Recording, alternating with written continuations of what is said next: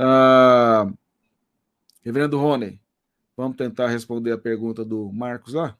O Marcos quer dizer que eu não posso tomar a Santa Ceia na minha casa, sozinho? Olha, se tiver doente, pode, né? Se tiver com algum problema de ir para a igreja, pode. Mas tirando a brincadeira, eu peço perdão ao Marcos aí, mas falando sério sobre o assunto, eu acho que esse assunto, de maneira especial, ele ganhou uma proporção mais forte com a pandemia, né? Principalmente porque algumas igrejas, algumas denominações começaram a celebrar a ceia online. Então, já que não podia ir, igrejas maiores em que o pastor não podia, com todos os cuidados, ir na casa, ou então várias situações. A pandemia veio, nós somos proibidos de nos reunirmos no templo e, consequentemente, a mente do homem sempre tem grandes ideias, né?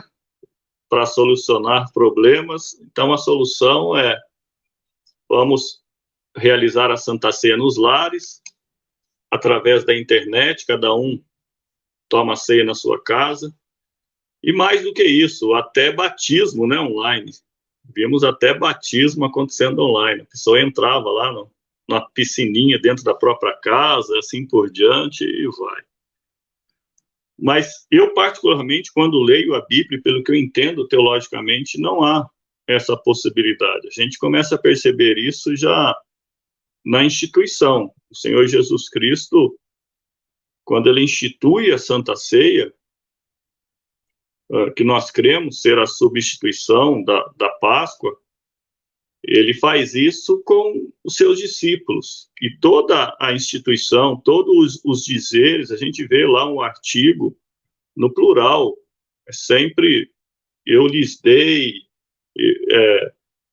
então ele abençoou, ele lhes deu o pão, é todo no sentido de uma comunhão, uma comunidade presente participando deste sacramento. E nem mesmo para nós reformados, que temos aí os símbolos de fé de Westminster como guia, né, balizador dos nossos pensamentos, ainda que abaixo das escrituras sagradas, nós temos esta proibição.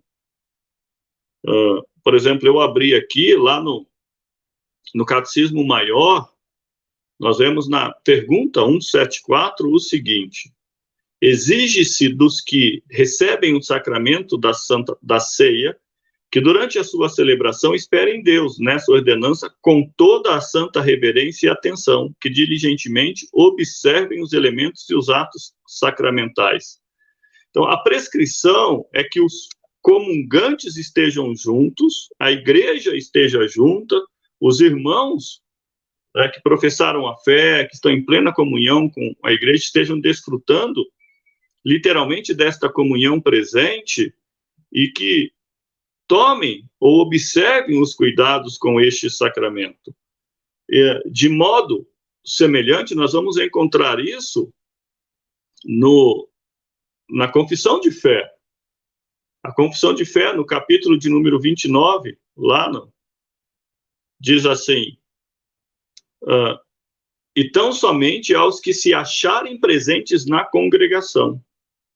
Então, veja, tão somente aos que acharem presente. Então, não há, a princípio, pelo menos até onde eu sei, base bíblica que te exclua da comunhão dos santos para participar.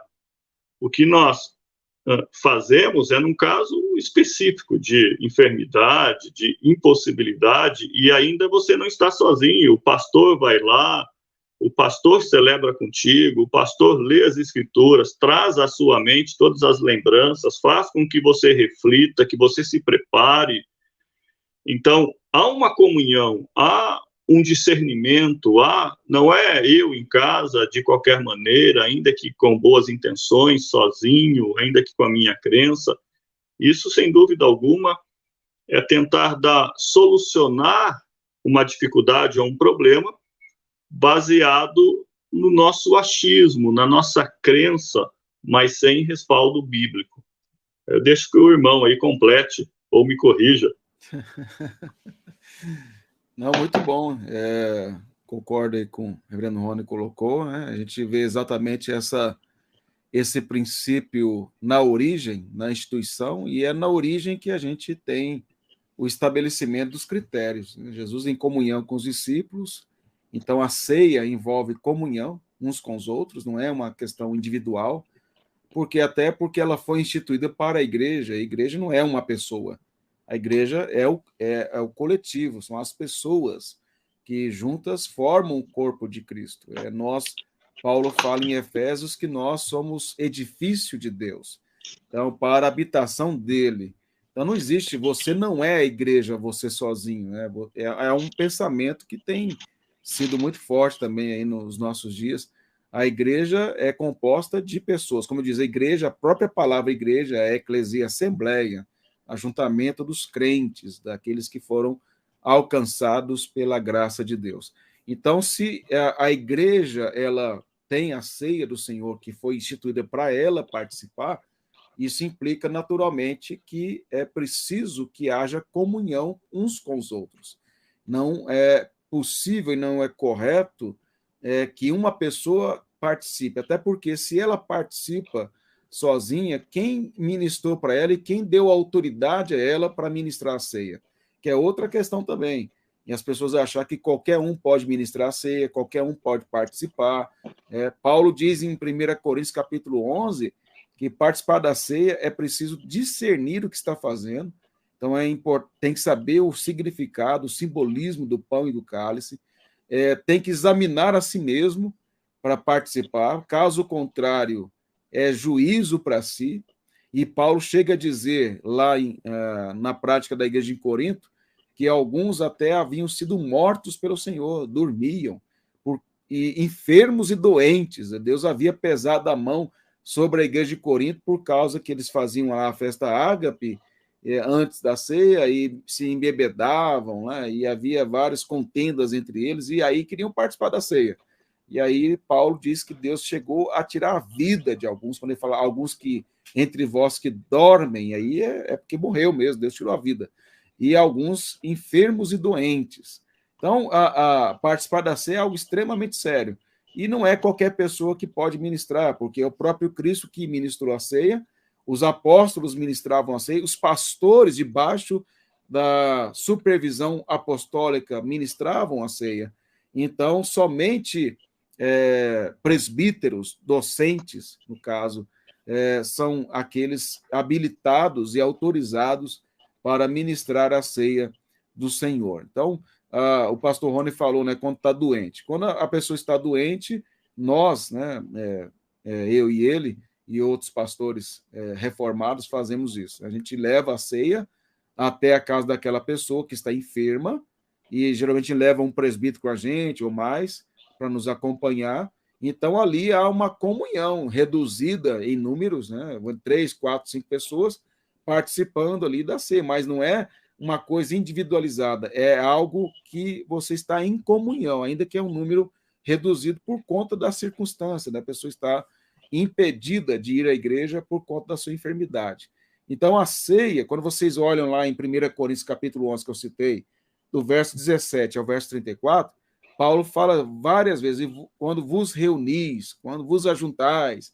Então, é sempre essa ideia, como o pastor Rony colocou, de ajuntamento, de reunir, né, as pessoas. Então, essa pergunta do Marcos é uma pergunta muito interessante. Como disse o pastor Rony, a pandemia trouxe muitos malefícios, né, além da saúde, luto e tristeza, trouxe também oportunidade para heresias no meio da igreja. E aí criou-se essa... Aliás, existe até uma tendência agora, né, o André Valadão, só pegando um gancho aqui, tem já uma igreja virtual, né, onde ele reúne com como é que é o nome do termo lá, da tecnologia? Esqueci o nome. Mas é uma tendência agora de você colocar um óculos e ficar no mundo virtual e você ter uma vida virtual. E aí já tem igrejas virtuais onde você se reúne, faz a igreja do jeito que você quiser, e aí supostamente você desenvolve ali uma comunhão, batiza e assim por diante. Então, o Marcos aqui, ele coloca Aqui, deixa eu colocar aqui na tela. Amém. Só perguntei porque fui excluído de uma santa ceia na igreja. Deus é amor. O pastor me pulou como sou ex-obreiro da Igreja Universal hoje. Pelo meu trabalho, não estou em igreja nenhuma, mas leio a Bíblia e sou um homem de muita fé ainda, graças a Deus. Então, meu irmão, obrigado aí pela pergunta, né? Como não entrando na questão que você colocou, mas o que a Bíblia fala. Quando a gente ministra a ceia, a gente fala assim, na igreja presbiteriana conservadora, a gente fala assim, que a ceia não é da igreja presbiteriana conservadora, é da igreja de Cristo. E você que está em plena comunhão com a sua igreja e faz parte de uma igreja reconhecidamente evangélica, o que quer dizer uma igreja reconhecidamente evangélica? Que tem as marcas da igreja bíblica, que a gente está falando aqui. Porque há muitas igrejas que não têm essas marcas, não prega fielmente a palavra, não é igreja, como a gente acabou de dizer. É só um ajuntamento de pessoas. Você faz parte de alguma igreja reconhecidamente evangélica, que está em plena comunhão, quer dizer, não está em disciplina na sua igreja, é convidado a participar. Por que isso? Porque Paulo diz que tem que ser assim. Paulo diz que tem que examinar a si mesmo, não pode participar em pecado. Se a pessoa está em disciplina, ela está em processo de restauração. Então, ela não pode mesmo participar da ceia. E ela precisa estar em plena comunhão com a sua igreja e uma igreja reconhecidamente evangélica. Então, são alguns princípios que nós orientamos, mas se a pessoa ainda assim ela quiser participar da ceia nas nossas igrejas, ninguém pula ela, como foi feito aí. É problema dela. Ela pode participar, ninguém vai impedi-la de participar, mas é juízo para ela se ela estiver fazendo isso de forma errada. Aí a responsabilidade é dela, não nossa. Ela foi avisada, foi orientada, e ela quer participar ainda assim, não estando em plena comunhão, resolvida a sua vida perante o Senhor e perante a igreja, então ela acaba tomando o juízo para si.